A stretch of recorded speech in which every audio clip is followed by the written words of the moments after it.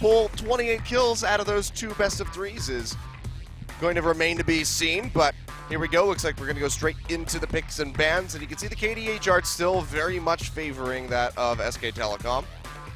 And in some ways, you know, despite the rise of MVP, they still struggle in terms of some statistics. The big one is the early game. Yeah. If you look at their CS differences, SKT are #1 in the league at +22, I believe, and MVP are the lowest in the league. And honestly, the big story with the CS differences isn't about lane swaps, it's actually about mechanics. These players are new players to the competitive scene. Only Max had any extensive experience. That was a couple of Series 4. CJ Entus a year ago, so mechanics just aren't on point with the likes of Duke, Faker, Bang, all big names in their positions around the world. So they do miss out in the early laning phase as the bans start coming through. Yeah, but I'm going to take a guess and say that there was an issue on the side of SK Telecom where they couldn't ban it first because we are missing the first ban unless this is a tactical skip over a ban, which is perfectly possible, but so far what we can tell is going to be Nidalee and Vladimir from the side of SK Telecom, with Azir, Ezreal, and Denivia being taken away by MVP. So whether or not there's a shadow third ban there, or if they decide to skip, I guess we'll find out. Of course, there are definitely ban penalties for certain things, like showing up to the studio late, so it's possible there was a penalty if their first ban was taken away, but we can only go with what's in front of us, and leaving open Shen, actually ADD's best champion, 4-0, 15 KDA. ADD has impressed, even though he isn't some days Smeb, one of those really known carry top lanes. Duke, of course, in that argument. But he's made the most of the post-611 patches. And they're going to go with the Shen, ostensibly as their top laner, although if a gangplank comes through, man, all the notes are out the window. Yep. Seeing, though, locks coming through, so Shen there, of course, for MVP. Sivir and Gragas, two very powerful pickups for the side of SK Telecom. They get rid of the Ezreal, and that's just going to put Bang right over onto the Sivir. So his next most comfortable AD carry, I guess we could call it. And now MVP playing around with this one. We have seen Maha playing the Ashe recently, and they will lock that along with the Rek'Sai for Beyond. Yeah, that KT series was really notable because KT really attacked Bang's champion pool, banning out a lot of meta AD carries. He will take Sivir over Ashe, and that's already an interesting note. Now, we saw the hover of Ian on the Gangplank. Wasn't seriously going to lock it in. They don't want to blind pick Gangplank mid, but one of the reasons why they're hovering it is that Duke and basically every other top laner, including ADD, have been picking Gangplank into Shen. So very likely here that Duke might be visiting that top lane Gangplank just to have a farm lane against the Shen, actually win out in trades early, and then just build on the Trinity Force and go from there. Yep. It's been a very strong pick, and ADD was actually the first one to bring this to the table and find success. Trace brought it out a couple weeks ago, and it wasn't very pretty what happened to Jin in that game, Trace especially, but now you can see the hover coming back over. They might just lock this one in for Duke. I think it's almost certainly going to come through. It's now a meta pick in terms of picks specifically against Shen. Any other scenario, for example, Trace picking it into an Aurelia, no, don't do that. But against the Shen, it's very much a pressure lane, which is a crazy thing to say for Gangplank, who traditionally, when we saw him in the top lane and even in the mid lane, was struggling in most matchups. Speaking of mid laners, will we see a return to this strategy that Jin pioneered and MVP looked great on, specifically teleport LeBlanc mid, Shen top, and then just allowing their jungler to invade so aggressively and having so much backup coming through in terms of those globals, and specifically the instant reaction of the Stand United? Well, they're certainly playing around with this one. If anything, they're at least hovering the LeBlanc and saying, hey, we can play this too, Faker, as he had a magnificent performance on that LeBlanc against Rox Tigers just last week. And then the Bard for Max looking very likely. This is okay, so they're actually going to shift. It's going to be the Varus mid for Ian, something that he's very strong on. But this does give MVP a wildly 80-sided team composition. Now, they are very practiced on the Varus, maybe next to ESC Ever, who are perhaps the most practiced team in the world at mid lane Varus, but this is comfort for them. But it's good that you pointed out, magic damage is certainly at a premium. Obviously, ADD can build tanking and do nice trade damage, especially for lane in terms of magic damage, and Bard will do his bit, but apart from incidental magic damage, it's almost purely physical damage on the side of MVP. So let's see what SKT want to answer with in the mid lane. Varus blind pick. A lot of potential pressure mid laners. And speaking of pressure mid laners, there it is. It's going to get locked in. Faker has been practicing this one in solo queue, and we're finally going to get to see it. The Malzahar mid will be coming out for SK Telecom. This has me very excited. First Malzahar mid that we've seen in the LCK since Champion Spring, when, of course, Fly brought it out as a specific counterpick to mid lane Rise. Malzahar's had a rework since then, ever since Trace brought it out on top. At the same time, everyone in solo queue was messing around with it mid, can apply so much pressure. And although Ian's not going to get into Nethergrass range very often, such as the nature of Varus, should be very much a safe wave clear mid for Faker to take against that Varus. Yeah, gonna be playing around with this one. And it's looking pretty good. Looks like he might be running Ghost as well on that Malzahar, so he can actually hound down this Varus. Of course, has to show respect to those chains of corruption that Ian can throw out post 6, so that will be a little bit interesting to see how this interaction in mid is going to go. In the end, Ian does swap over to heal instead of the cleanse, as that's not going to remove him from the Nether Grasp. So, but Ian will be running some respect in terms of defensive summoners. Wants to run cleanse against specifically some engage, but regardless, Faker not running cleanse against this lineup of Ashe, Shen, and Varus lets me know that you're going to have to play around the mid lane. Otherwise, it's going to be very punishing to be at the front as Malzahar and to be CC'd to death from MVP. Yeah, well, very punishing is the best way that we could put the last time that these two teams fought. And MVP have shown very strong prowess in the late game shot calling. Let's see if they can bring that to the table here as we go into game 1.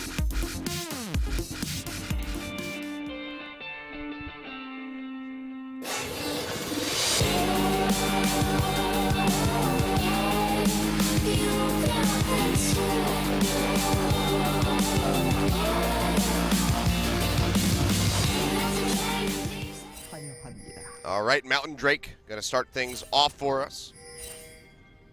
Always nice, and of course, we're going to be looking for Faker to make those fancy moves early on in this game, get that 1000th kill. Speaking of fancy moves, we've got fancy builds coming through. Yeah, this from is ADD. ADD repeating his build that we saw on his Trundle. We thought it was a Trundle versus Gnar punishing lane matchup special, and I guess Shen versus Gangplank is a punishing lane for the Shen. We often see Shen's about 10 CS behind in the early game, getting zoned by the barrels, which of course are very punishing for melee champions. Yep. So we'll see if he can get through the Gangplank lane better with this build. What would it be opening up the week without a pause, Achilles? I don't know. It would be a good week is what it would be, Papa Smith. It would be a damn good week. But piggyback broadcast, what you gonna do? We go into a pause, so we'll try to get Pauses are usually a Tuesday thing, so they should really look at the scheduling. It's really weird because you're not Monty. I know. So it's they've got their days mixed up, so whatever.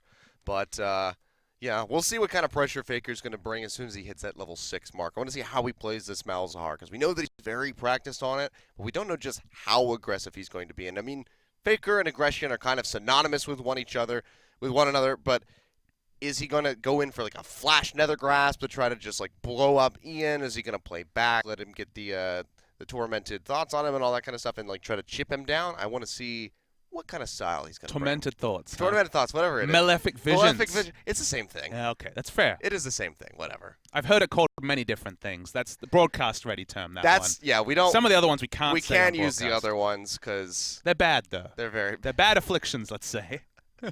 They're very terrible. Why did I take the broadcast this way? Anyway. Ones that you don't even want to wish on your biggest enemy, but for Faker getting his 1000th kill, maybe he will. I mean, the Ghost is really interesting, though, because when you think of Ghost champions like Ziggs, for example, back in the day, or the champions that pick Ghost now, it's about positioning for skill shots. Not really that relevant on Malzahar. He's got his Q, that obviously it's nice if you can get the Silence Field and does do a lot of burst damage, but to me it's strong in lane because, as you say, if you can get the Nether Grasp down and Gragas is there, Nether Grasp, Explosive Cask, and the Flash Varus won't have enough escape to be able to get away from that. So yeah. I think in terms of laning phase, it's strong.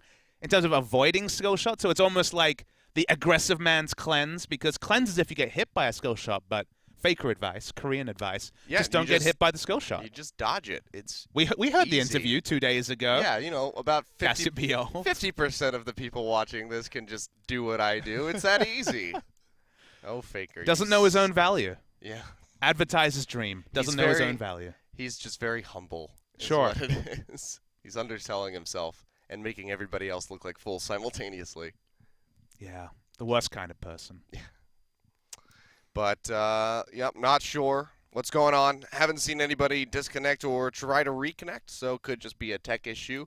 Maybe another Skype problem. Could be. Because we don't talk about those. I don't know why I use Skype. It's 2016. It confuses the hell out of me. Might as well, let's just use Uvu. Let's just go back to those classic just webcam chat days with Get on Uvu. Napster to get your music. Yeah, exactly. Rhapsody. Yeah. Get your 25 free songs each month. What about the Habbo Hotel for a bit of social networking? Oh, God. Could do that, too. Oh, man. But looks like issues might have been taken care of. So I'm just going to give it a second before I really go with that answer. I don't want to be too careful here. Or I want to be very careful. So looks they're running around. I think that we'll be okay. We're But just checking to make sure any communication issues are sorted through. yeah. Worth noting that in this game, MVP doesn't have to do much more to better the last time they met SKT on the Rift for a Game 1. Yeah. All right, well, here we go. Looks like we're in, but we're going to have a very early Action time. aggressive invade here by Max, taking the magical journey in. Ignite comes down onto Duke. They actually might get this kill, and they will. One more auto attack, and they take it away. Nice first blood coming in from MVP. Maha picking that one up for himself. Very strong start. Fortunately, I don't have any way to return to the vision, so as far as we could see, there was no vision defensively for SK Telecom, or it had timed out by 2 minutes and 5 seconds. So casual as you like, the duo lane walks top, gets a kill. Now they can just enact the lane swap as well. So happy times for MVP. And the matchup you see on your screen is definitely the one that is most likely to help them out. Flash they're looking in for here. Wolf. Yeah, they go in. ADD flashing forward, trying to get on the Wolf. Looks like they're going to take him down as well. He has no way of getting out of here, and that's going to be a quick second kill coming over for MVP. Beyond picking up on that one. And SKT, oh boy, this is a very rough way to start the game, already down by 1,000 gold. And super delayed in the jungle follow. As I remember, Duke had to come from spawn because he died when they tried to take that first camp. As far as we can tell, Red is still on the map. And Achilles, the last time these two teams met, it was a perfect game. 18-0 kill score. No objectives. It was very close to a perfect series. Over the course of 2 games, MVP picked up 5 kills and literally nothing else. Okay, there's a few outcomes that I see from this. MVP get wildly ahead and then they throw it Baron. Or they completely stomp out SK Telecom and pull off a perfect game to start us off. Or the last one is SKT gets stomped and Faker gets the only kill on the team. Look, I think Faker will pick up 1 kill somewhere in 2 games. That will at least satisfy people that are waiting for that particular milestone. But this is an insane start. Some of the context lost because of those issues and getting back into game a little bit late, but the end result is that SKT have given away so much extra gold, and the featured matchup they showed between Beyond and Blank might be one of the big stories of Killers. Blank did play against SKT in what was an easy 2-0 win for SKT back when Bengi and Blank were alternating, but Beyond's level of performance, specifically since then, has been sky high for MVP in their ascent. So can he replicate that high level of performance against the top teams? Because I guess that's another one of those things that we can't take for granted, given that MVP come into this 1-8 against SKT, Samsung, Rox, and KT this season. Yeah. See though, tower swap going to go on, and that top and bottom side, ADD a little bit late on that, almost had a rough start of his own as he took a couple tower shots, but the shield came through in time to keep him alive, and they will be able to trade those objectives back. SKT going to be sitting their bot lane up top, vice versa for the side of MVP. So this is going to be a bit harmful for the Gangplank, who's probably about to get shoved out of that lane. He needs to pick up as much farm as he possibly can so he can get those relevant items. Of course, rushing the Trinity Force will take him a little bit in these swap scenarios, and Shen, of course, always going to be relevant with the Stand United, with that taunt that he offers up, so this will put MVP in a much more advantageous position as we continue onward. There is that icon, 999 champions, regular season and postseason kills for Faker. So close to that bit of history. Will be the first player to reach it. Prey is, as we said, just under 30 kills behind the 1,000 mark, so he will get there sometime this season, you'd have to imagine. Oh, almost certainly. Unless something goes horribly, horribly wrong. I mean, if they had an 80 carry sub, you might be like, well, but they don't, so... Yeah, they don't. He'll get there. They have one sub. They do. It's Spry, who plays a lot. Yeah. Looked pretty good, all things considered.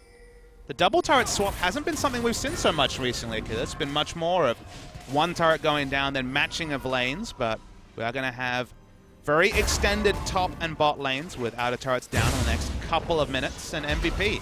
Again, the winner, just because they have that extra bit of gold, and so much of it is on Beyond, who's going for this favorite build of his. Yeah. He will go past finishing any semblance of a jungle item apart from the machete. Let's go for a straight Tiamat, and now, if he shows up somewhere, his trade damage is insane in a skirmish. Yeah, not to mention, I mean, even just holding a lane, should he need to, if Ian gets shoved out, he can sit in there and he can clear the wave very quickly so that SK Telecom don't get much pressure or damage it onto those structures. So this is going to be a very good start here for Beyond.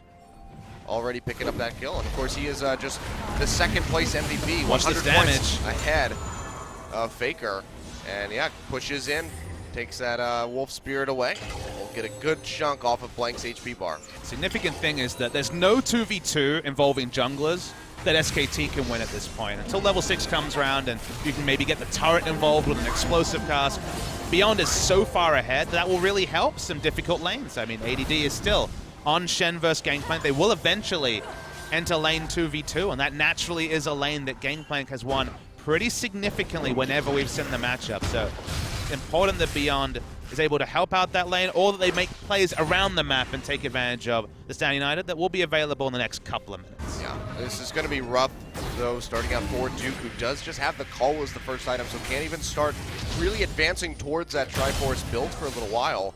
Ultimately will get a nice payout once he finishes stacking up that item, but ADD should have the upper hand, what with his innate sustain and now the Bomby Cinder and Cloth Armor in the inventory. He's not going to be taking much damage at all from this Gangplank. Cold Gangplank is obviously a risk. It means more scaling, but it's worth noting that, especially if you haven't watched Gangplank games in competitive recently, the build's got a lot cheaper. It's no longer 3 of the most expensive items in the game, Trinity Force, Essence Reaver, Infinity Edge. Now you go into the Trinity Force, which already is cheaper with the rework, and because of the ladder Critical Strike, you don't build into Essence Reaver, although in bot lane. Yeah, look at this. Bang is level 6, does have on the hunt to use. Wolf's going to headbutt Beyond back. Max goes forward, taking a lot of damage, has that ignite ticking. Bang's going to flash forward, try to get the kill. Will go through the magical journey, but Blank is waiting. Will finish him off. They're going to trade the support for support. Kill goes over to Maha, though, crucially on the side of MVP. They actually kill Max during the magical journey, so nice timing on that body slam from Blank. They would have got him if they waited, but went for the highlight move. Yeah, cheaper build for Gangplank means you can go for the Cull, and once you finish the Yoma's Ghostblade second, you're in a pretty happy spot, which means that Gangplank will be online earlier, but won't have Critical Strike late game for those sick crit barrels that we remember. Yeah. Crucially, though, Duke used his teleport in that exchange. Wasn't able to arrive. Oh, got interrupted, actually, is what it was, by ADD, who came forward and taunted him. He will soon have Stand United to apply his own global pressure. Yeah. But SKT have a real... This game in the late game is super interesting because MVP, a very oppressive siege with Ashe and Varus just raining damage under turrets. SKT have good engage, but not that much hard CC. The Nether Grasp, kind of an edge case, but the Gragas cast probably going to have to be the big initiation tool, but something you mentioned in Champion Select will become significant. Blank can just stack armor and become unkillable on the Gragas. Alster also will do that, but because it's Gangplank top, actually quite hard for the other members outside of maybe a Guardian Angel to actually pick up a lot of relevant defensive stats. Yep. Oh, well, Blank's going to get aggressive on a Beyond. Goes away a little bit, but will get Cosmic Bound. That Ashe arrow is going to go a little bit wide there for Maha, so not going to connect, not going to transfer that into a kill, but they are able to push forward and take away that big Raptor. So Beyond is still getting further and further ahead now, 55 to 33 in CS, but ADD forward in a bad spot. The flash body slam in, they knock him out with the cast. He flashes out, but it will get slowed up by the Q. Nowhere else to go, and he is going to fall. Duke finds the kill. He had defensive wards, but didn't spot out the Gragas. I think the flash was pretty ill-advised to Kilios because now he doesn't have the ability to go for a taunt flash play in the next 5 minutes. The kill was almost guaranteed. They were also on the side of the jungle, so Faker could have reacted first as well. I mean, he had no HP and he taunted into the Krugs to the Bomby Cinder, so he was going to get killed by the jungle if not by the hands of anybody else. So he avoided being executed by a Krug, so he's got that going for him. Well, either way, it was just a was a die or die situation, and AD decided to die. Not going to get a lot of information about Malzahar laning matchups against Varus. At this point in the game, Varus clears from off the screen. First with a couple of autos, backs away, Qs, and Malzahar will just have free time to spam the Malefic Visions, get the mana back. So honestly, when it comes to interactive lane trades, it's does Ian hit the minions and also the enemy champion, or do they just clear minions? Well, that is the question. Blank's going to start up this Mountain Drake already. Faker roaming down to assist him. So they should be able to take this one away as Beyond is still in that top side of the jungle. Not really nearby to collapse down and try to take this one out. So that should just be a very easy dragon going over to SKT. Ian hovering around looking to potentially poke out. Will get the Nethergrass, bring to a stand united though. Beyond goes forward, will get caught by the Bard ultimate with Faker. And now the fight's broken out. They're turning on to Bang, who's taking so much damage, and Max will be able to confirm that one with one last auto attack. Wolf flashing away. Here comes the Magical Journey. Can they get the Cosmic Binding? It's not going to connect, but Duke takes a hell of a lot of poke damage. Beyond below half HP, does not want to die for that, so they will go ahead and back off. They lose the dragon, but they do pick up a kill onto the Sivir. And this early in the game, before those defensive statistics can be picked up, skirmishing against specifically an accelerated Tiamat Rek'Sai, and just all the damage from MVP is ill-advised for SKT. And so many interrupts for that Nethergrass as well. We saw the Bard ultimate used in that particular case, but all that initiation CC is also interrupts as the damage continues to rain down from Ian. Yeah, really scary stuff here onto Duke and Wolf. Wolf now recalling. This might be ill-advised. He will go ahead and back off in time, but we'll take another look at this. So they think they have a pick onto Ian, but the stand united comes out immediately. And Beyond would have also been able to interrupt, as you could see, was going in aggressively. Bang gets stunned, and that burst damage is insane, just takes him out. I believe that was the Crystal Arrow that stunned him up off screen.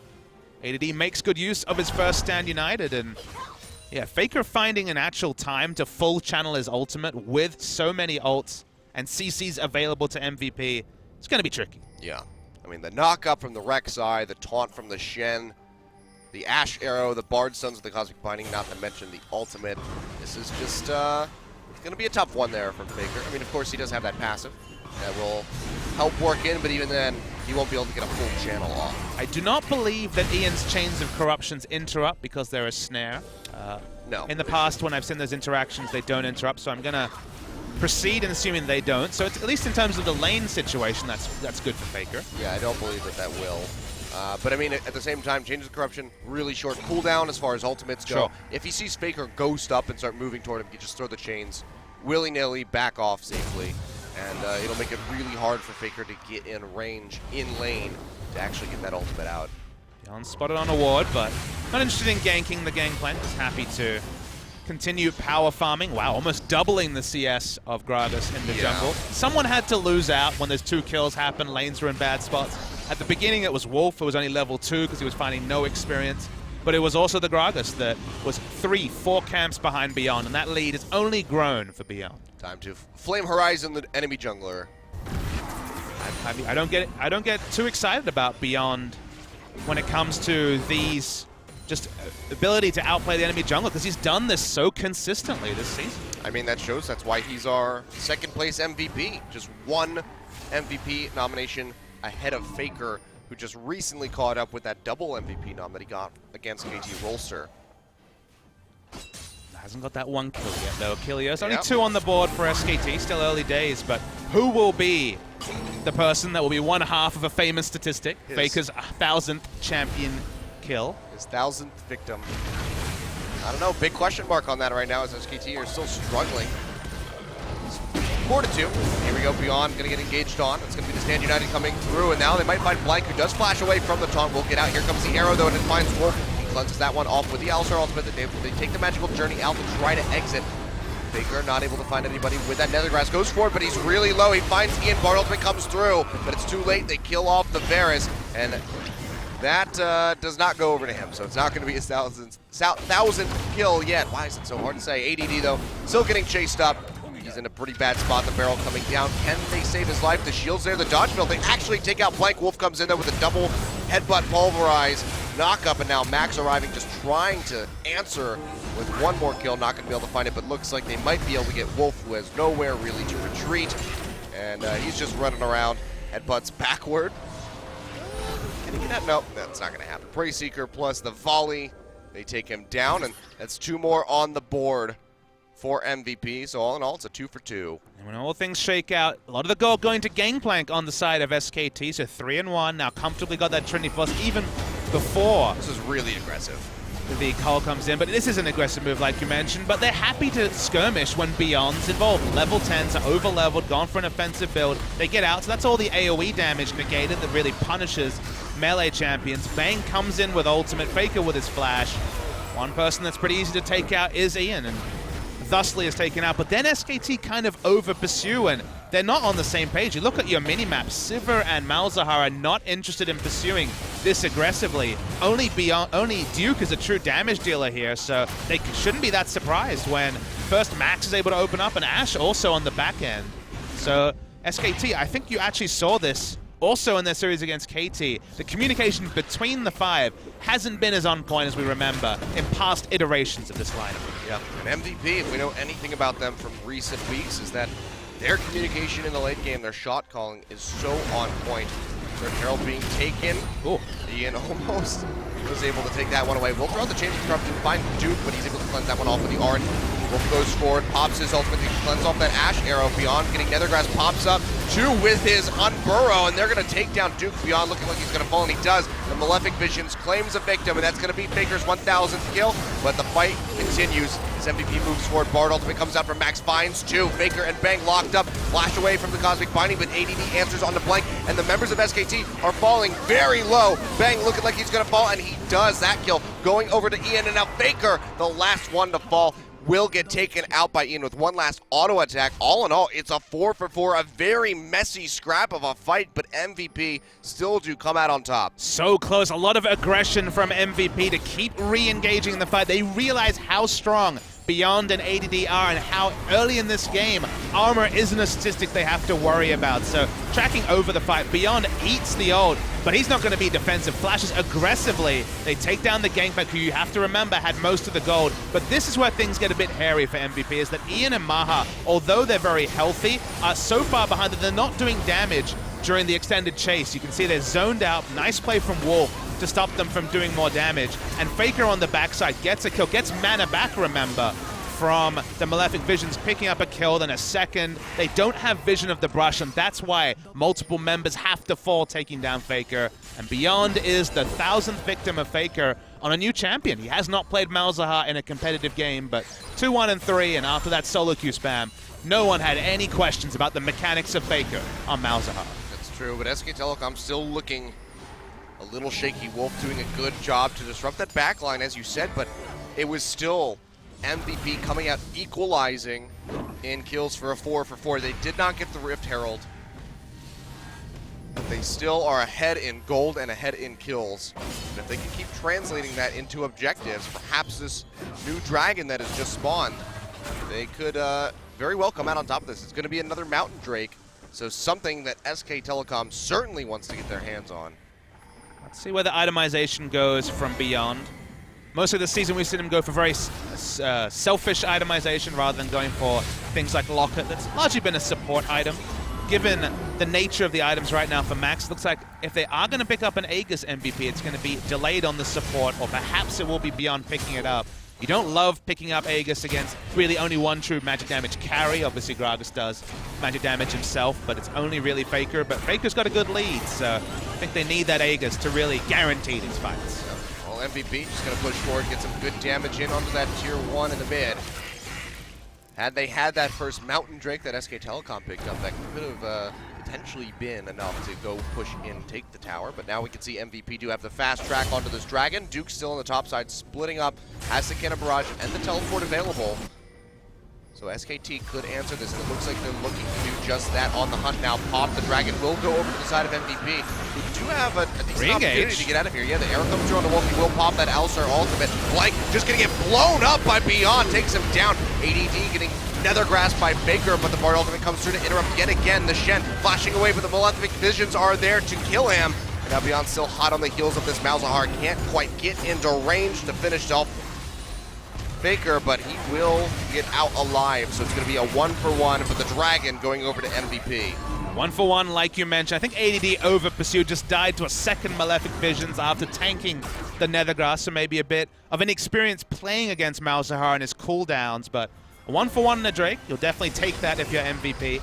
Ashe Arrow, they just wanted to initiate. Obviously, it ends up being on Alistar, which isn't ideal, but the damage, again, you can see is still very high this early in the game. ADD, at this point, has 600 health, but walks up, thinks he's tanky enough to get off a taunt, but isn't, and then just gets first knocked in the air by the Alistar, and then the Malefic Visions for a second time, so goes down. Could have been cleaner from MVP, but they'll take the result. Yeah, Mountain Drake in the inventory for them is going to be quite nice when it comes down to sieging these towers. They still are maintaining a lead, but it is getting a little bit smaller here from this side.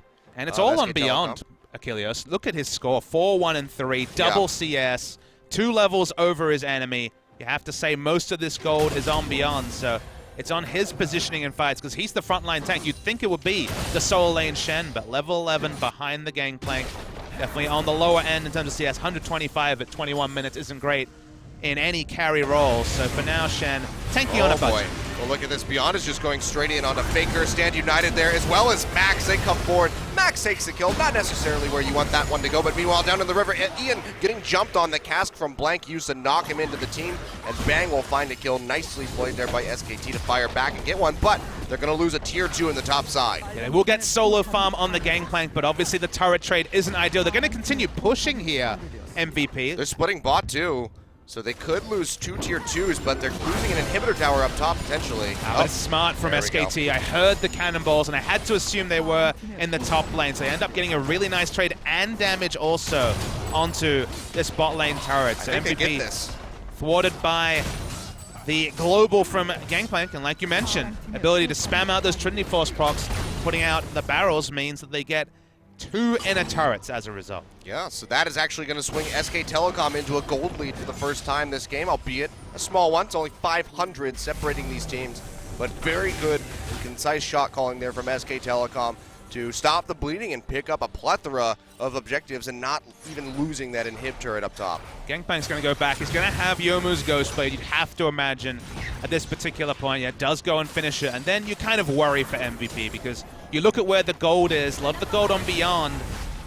The gold on a melee engaged tank that has no armor, who will have to go into this barrels coming through from the Gangplank. So Gangplank has always naturally counted melee champions. He's got a cloth armor, all right. All right, then, you know, he's working on it. That's certainly the budget armor choice. But you just think back to Worlds when we had the match where Mordekaiser was actually in a game, ended up being the broken Gangplank versus the broken Mordekaiser, and the point was, in team fights, Gangplank count as melee champions. That's still, to some degree, the case here, and even has a chain vest as well. So that armor, we wondered when it would come in for SKT. It's coming in early because they realized that right now is the apex of MVP's power, given that you have to think the Miramon is coming in the next minute or so, but definitely the next buy for Ian. Yeah, that is going to be, that's actually a really good point, that he opted to go for the Ball Mortius and then the QSS before finishing off the Manamune even. So, very, team play build there. Beyond, though, really far forward on the hunt, gets popped, gets knocked up, has to flash into the Baron Pit and will take a good chunk of his HP off. ADD did have Stand United, but that was just a fight that MVP did not want to take. So they get the flash down on the Rex side, so no more flash on Burrows for the next 5 minutes. That is going to be a nice little reprieve for the side of SK Telecom when it comes to these skirmishes. It's pretty greedy play, you'd have to say, from MP. They had no wards, barring the pink they just placed on the red side jungle, so they didn't really have a right to be so overextended. It wasn't a warding mission that Max was involved in, and they don't have any sort of warding available from Beyond. He didn't go for a Tracker's Knife. That's not his style. He doesn't have a Sightstone either, so need to go for the 2-man warding missions with Max. MVP pinging onto the Baron. This is certainly risky, but they're going to go for it. There's a ward in the back of the pit. Duke didn't finish the recall, so he doesn't have to burn the teleport, and MVP are going to go ahead and peel right off of that objective. It's a very greedy call, but they're going to be okay for that one. Max getting chunked out, gets knocked in, Stand United comes through, but I don't know if it's going to be enough. Actually, nicely timed Bard ultimate will keep him alive for the time being, but ADD still can't get the channel in. Now Beyond being focused out, tries to get out with the tunnel. He is still going to fall. So 2-for-0 for SK Telecom. Huge chunk of damage comes out onto Bang. Has to back off, but ADD is just getting hounded by Faker on the other side of the jungle. You will find that kill, and Blank still looking for Maha, not able to close the distance, but the two carries of MVP are going to be the only ones limping out of the fight, and that could open up SK Telecom to start up this Baron and take this one away. And definitely worrying that when their power is at its strongest early in the game, before the armor stacking comes through, SKT are winning fights against MVP. Sivril, Pot, Ashe, and Varus can't do damage. They just have to run away. They're scared of being bounced in by the Gragas. They try to contest the Baron. It's not going to lead to anything, though. Yeah, Ian takes a big chunk of damage, and it's going to lead to the death of MVP. Maha falls. Ian still trying to run out of here. Has the flash available if he has to use it. Blank has his for the body slam, and Ian will just flash away from that Q and get himself to safety. So all in all, it's going to be a 4-for-0 pickup for SK Telecom, plus the Baron. And they are starting to run away with this game. And look at that. It's a third Mountain Drake, which will mean 2 stacks of that buff going over to SK Telecom.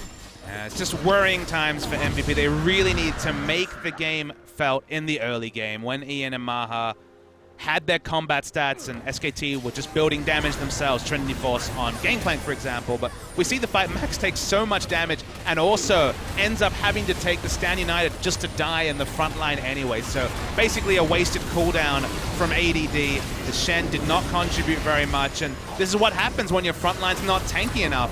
Ian and Maha only as strong as their front line. When you're on champions like Varus and Ashe, you need a strong front line, otherwise you'll be zoned from doing damage. And unfortunately, frontline suicided to SKT, and that meant the backline just couldn't do damage. Yeah, and it's only going to get worse as Faker is building toward this Leandri's Torment. Already has the Haunting guys in the inventory. Once he's dealing that percentage HP damage on all of those ticks of Malefic Visions, things are going to be really, really rough here for MVP. They actually go in and pounce. ADD out, he just gets knocked up.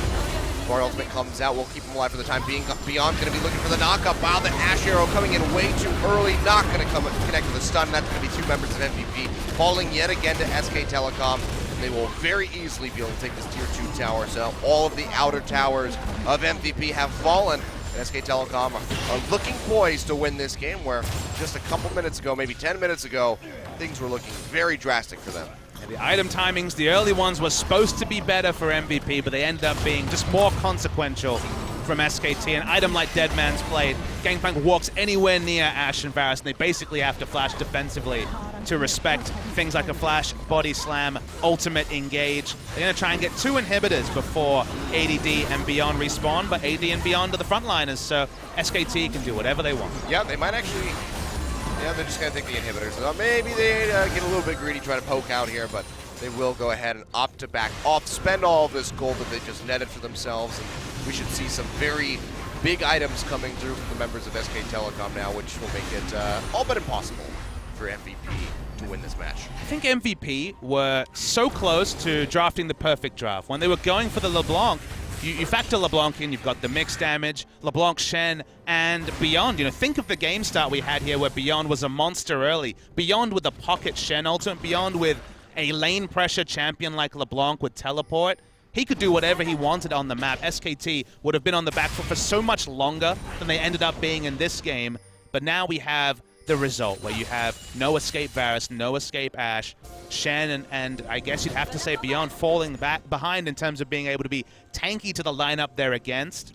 And they just, unfortunately, don't function as a 5v5 unit. This would have to have been a pure snowball win for MVP, because I think they've already been outscaled, Philios. It does seem that way. ADD still just getting chunked down in all of these trades, especially from the side of Faker, who can just throw that Malefic Visions onto him and just whittle him down slowly yet surely. Wolf's going to go forward, gets locked up, still has that Alistar ultimate available, and the turret's going to fall. Bard ultimate comes out, does catch only Wolf though, and that's going to be the Nether Grasp down on the ADD, who just completely melts under the pressure. Has that Guardian Angel there to keep him back alive, but he's got really nowhere to go. Headbutt Pulverize will knock him up, and Max looking like he's going to fall down. Stand United used just to keep the Bard up, and the Shen is going to fall. The rest of MVP retreating back to the fountain, but the third inhib falls, and now SK Telecom are on to the Nexus Towers. The first one goes down, the second one is going to follow suit in just a couple seconds here, it would seem. Big burst of damage coming out from Duke. Maha getting chunked down. And this should be the end of the game at about the 30-minute mark. Wolf goes forward, finds 2, and Faker goes out, finds a kill. Duke picks up the other one, and SK Telecom finishing off Beyond. I don't think they can get to Ian, but they finish off what team they... Actually, I hold that. That's going to be Bang, and Duke finishing off Ian in the end. And at about the 30.5-minute mark, SKT take down MVP. 1,005 kills now for Faker, who made beyond his 1,000th victim.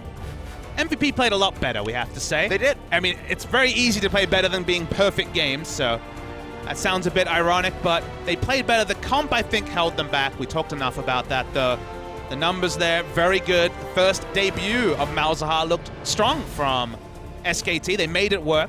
The Ghost Flash wasn't punished in any way, and it was just one of those games where, ironically, whenever you play solo queue, people always say, don't focus the tank. Well, actually focusing the tank was the correct move there from SKT. Take down Shen. There's no real frontline left, only Beyond, who'd itemized a lot for damage just to be relevant in those skirmishes, and SKT killed the Shen, and then every objective after the Shen was dead was free because everyone else had to run away. There was no frontline to support the long-range damage from Ashe and Varus, and SKT, the moment they switched it on, the moment this game turned, they looked like they were going to win, basically, from there. Yeah, it was still a very impressive start from the side of MVP, because you were mentioning it earlier on in the pick and ban.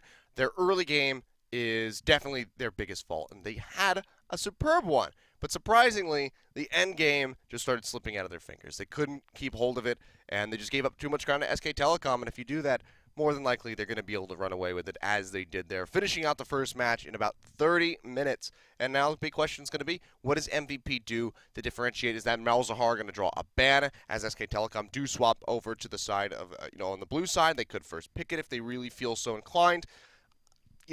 It just looks like a rough spot. MVP certainly showing improvement, but I just don't know if they're going to be able to win this second game, and it looks like it might just be a 2-0 victory for SK Telecom. I mean, I think the drafting phase would tell us a lot of Kilios. It felt like they knew what to do, and then the moment they saw Varus was open, the strongest champion, they pivoted.